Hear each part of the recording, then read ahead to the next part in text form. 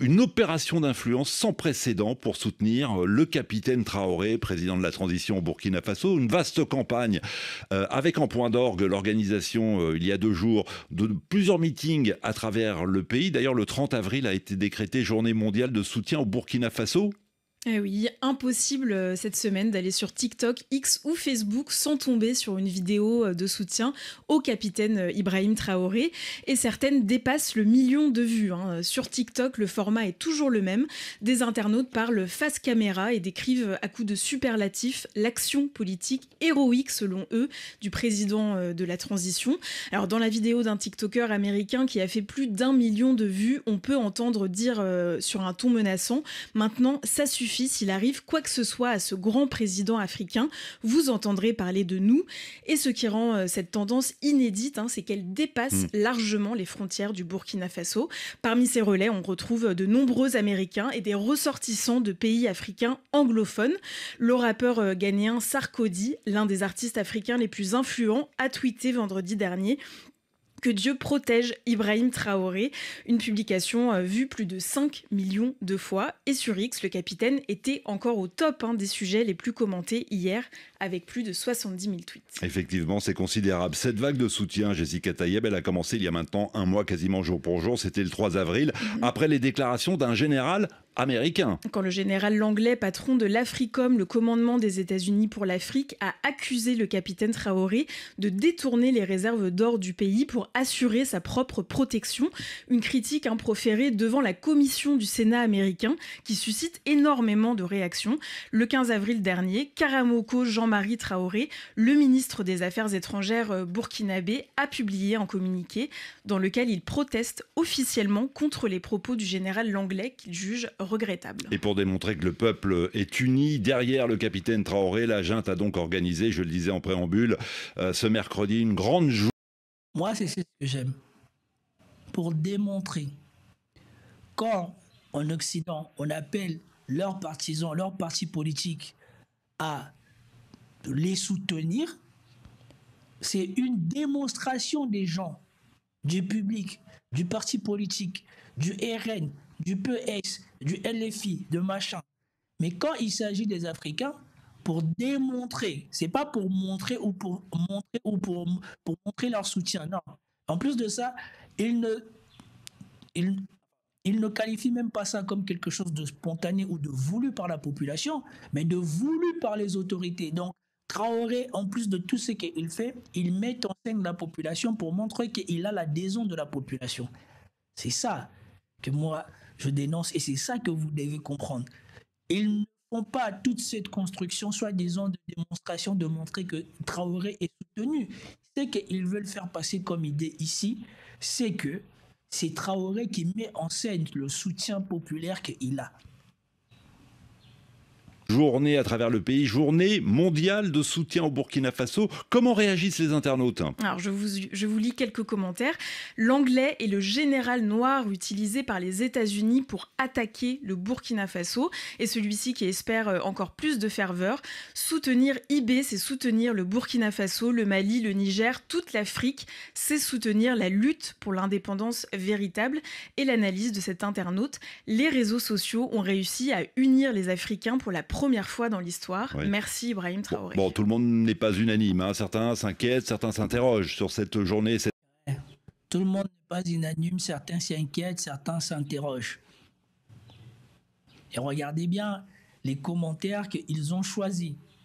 Ce n'est pas choisi au hasard. C'est bien choisi pour montrer que on soupçonne plus ou moins la main de quelqu'un derrière ce soutien spontané. Et c'est normal. En Occident, à part Trump qui a surpris tout le monde, et c'est pour cela qu'ils sont surpris et ils ne sont pas contents, il n'y a plus de président aux États-Unis ou en Europe qui arrive à avoir un soutien populaire. Comme je vous l'ai déjà dit, c'est juste de la mécanique ou de l'arithmétique électorale. Ils ont besoin que la société soit fragmentée pour qu'avec une petite partie de la population, tu puisses avoir un poids politique important dans le pays. Et donc, ils ne savent plus faire l'unanimité dans leur population. Et ils savent bien que leurs leaders, leurs partis politiques ne font pas l'unanimité dans le pays. C'est plus ou moins, je concentre mes partisans à moi au premier tour, et au deuxième tour, les gens n'auront pas le droit, ils devront choisir ce qu'il y a. Ils devront choisir entre Macron et Marine Le Pen, ils devront choisir entre Chirac et Le Pen. Voilà, c'est un choix par défaut. Moi, mon parti est derrière moi, mais les autres partis, maintenant, vous devez choisir entre celui qui vous plaît le moins. Et donc, quand ils voient des gens autre part dans le monde qui ont l'assentiment de la majeure partie de la population, ça les énerve. Et leur construction dans les médias, c'est de quoi? C'est de faire montrer que ces gens-là, c'est pas normal ce qu'ils font. C'est pas normal que tu sois aussi soutenu par la population. Et dommage pour eux, c'est ce qu'a révélé maintenant les États-Unis. C'est qu'il y a encore des gens, quand tu te préoccupes de ce que veulent vraiment les gens, qui peuvent rassembler plus de 50% de la population. Voilà pourquoi les démocrates ne sont plus quasiment audibles et n'existent quasiment plus aux États-Unis. C'est parce que pour la première fois depuis presque plus d'une génération, quelqu'un a rapporté et les grands électeurs et la population. Voilà pourquoi on les attend plus. Ils ne savent pas comment contrer ça. Parce qu'ils sont habitués à parler à une petite partie de la population, et à partir du moment où tu les rassembles tous, tu peux te vanter que voilà, tu as un vrai poids politique. Et maintenant, face à quelqu'un qui a bonne partie de la population, même si tu rassembles 20%, tu ne pèses pas comparé à Trump. Parce que Trump, il a été élu par plus de 50% des gens. Donc que tu fasses 30, que tu fasses 20, que tu fasses 25, que tu fasses 15, tu n'as pas de poids. Cette mobilisation. Et oui, l'intensité du phénomène suscite des craintes. Alors, je vous lis quelques commentaires. C'est dangereux d'aimer aveuglément un chef d'État. On peut l'apprécier, mais ça ne doit pas empêcher de lui demander des comptes sur ses actions. Celui-ci que j'ai lu sous le tweet du rappeur Sarkozy. Que Dieu protège Traoré, mais le peuple, qui le protège? On ne sacrifie pas un peuple pour une personne ou un groupuscule de personnes.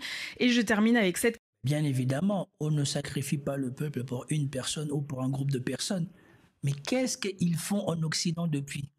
Le traité de 2007, validé par Sarkozy, rejeté par référendum par les Français, ce n'était pas le sacrifice de toute la population française. Et aujourd'hui, ces mêmes politiques qui ont accepté ça, c'est les premiers à dire qu'on n'a pas de pouvoir, tout est décidé en Europe. Mais quand les Français ne voulaient pas voir leur vie au quotidien décidée par l'Europe, c'est qui les a trahis? Regardez juste la langue de bois de ces gens-là. Ils ne voient pas les choses qui se passent chez eux, mais par contre, pour aller ouvrir leur bouche pour ce qui se passe chez les gens, c'est eux le premier. Cette question, le gouvernement a-t-il sponsorisé cette propagande? C'est comme si Traoré payait des influenceurs. Voilà. Quand c'est quelque chose que eux ils ne maîtrisent pas, qu'ils ne savent pas faire, parce que de toute manière, ils ne veulent pas le faire. Ils n'ont pas pour ambition de travailler pour toute la population, mais de travailler pour leur gueule à eux et à ceux qui ont les mêmes intérêts qu'eux. Ben forcément, c'est que toi, si tu obtiens ça parce que tu as parlé, parce que tu as agi, c'est parce que tu as donné de l'argent derrière. Et ici, vous voyez que dans leurs commentaires, on trouve écho de ce général pourri là qui a voulu mettre des mensonges sur le dos d'Ibrahim Traoré. Ensuite, revenons maintenant à l'analyse qui a été faite de l'adhésion populaire ou du soutien de Traoré par France 24. Bonjour Anthony. Bonjour Raphaël, bonjour à tous. Une espionne française arrêtée au Burkina Faso. La vidéo est virale sur les réseaux sociaux. Oui, la vidéo dure quelques minutes. On va la découvrir ensemble. C'est plus précisément une image fixe. Regardez cette vidéo. Donc, vous reconnaîtrez à droite aisément le président burkinabé, le capitaine désormais Ibrahim Traoré. Et à sa droite. Il y avait un bruit de fond. Ça vient de cette vidéo ? Mais à notre gauche, une femme que la voix off, plutôt robotique que vous entendez derrière, présente comme Claire Dubois, une soi-disant humanitaire française qui va fondre en larmes. Pourquoi? Parce qu'elle va être contrainte par le président, dont on loue toute l'expertise, car il a su mettre à jour tout son stratagème. Contrainte donc cette femme de se révéler devant les journalistes et les ministres qu'elle est en fait une espionne pour le compte de la France. Mail, cartes et enregistrements sonores secrets à l'appui. Et une histoire montée de toutes pièces, Anthony. Effectivement, peut-être s'inspire-t-elle de cette vraie histoire, cette fois, de ces 4 membres de la DGSE qui ont été libérés en décembre dernier, après avoir été emprisonnés 1 an au Burkina Faso. Toujours est-il que cette... Déjà, qu'est-ce que les gens de la DGSE, il y a 1 an, foutaient au Burkina Faso? Voilà. Qu'est-ce qu'ils étaient partis faire là-bas? C'est ça qu'il faut se poser comme question. Et surtout, ce que je ne comprends pas ici, pourquoi eux, ils jugent nécessaire de parler de fake news concernant Ibrahim Traoré et le Burkina Faso? En quoi c'est un problème pour eux? Donc, le propre service de communication du Burkina Faso ne trouve pas important de parler des vidéos qui mettent en avant Ibrahim Traoré, mais eux, ils trouvent important de venir le faire. Pourquoi? Pourquoi ces gens-là s'intéressent autant à Ibrahim Traoré et au soutien qu'il a? Cette histoire dont je vous parlais est factice, comme l'a révélé le compte de fact-checking suivant. Et d'ailleurs, il ne fallait pas aller bien loin pour s'en rendre compte, puisque dans la vidéo que je vous ai montrée, dans la description plus précisément, il y avait 7 avertissements. Cette vidéo est une œuvre de fiction inspirée de la vie d'Ibrahim Traoré. Bien que certains éléments soient basés sur des faits réels, les situations et les dialogues ici décrits sont entièrement fictifs, on le répète, et ne reflètent pas la réalité. Toute ressemblance avec des événements qui se sont réellement produits ne serait que pure coïncidence. Et donc, une fois de plus encore, je pose la question, si ils sont au courant, si donc ils vont parler, ne sont pas réels, sont des faits fictifs, quelle est la pertinence de venir mêler Ibrahim Traoré ou de venir mêler le nom de Ibrahim Traoré avec des histoires fictives que l'on rencontre sur lui? Je ne comprends pas. On ne peut plus clair, donc cette Claire Dubois, elle n'existe pas, elle n'a pas été interpellée par le capitaine Ibrahim Traoré, et cette voix nous vient tout droit de l'IA, l'intelligence artificielle. Toujours est-il que cette vidéo, eh bien, on la trouve dès le 2 mai 2025, notamment via cette page YouTube que j'ai mentionnée tout à l'heure, où vous le voyez, elle a dépassé les 350 000 vues. Vidéo très vite relayée sciemment ou non sur les réseaux sociaux, que ce soit sur YouTube effectivement, mais également sur X, comme ici et ici par exemple. Monsieur Méchek a dit vidéo relayée très vite par les réseaux sociaux. C'est parce que les gens aiment qu'ils relayent. C'est pas une obligation que les gens ils ont de relayer. Et nous savons que la France elle-même dispose d'une équipe pour faire de la communication pour la France en Afrique et partout dans le monde. Ils ont déjà mis en place cette unité et ils font des choses. Mais ici, quand le peuple spontanément ou quand les gens spontanément soutiennent quelqu'un, eux, ils doivent forcément voir une machination derrière. Mais ça, c'est normal, comme je vous ai dit. Le niveau de popularité de Poutine, d'Ibrahim Traoré, de Trump en ce moment est sans commune mesure avec tout le reste des dirigeants occidentaux.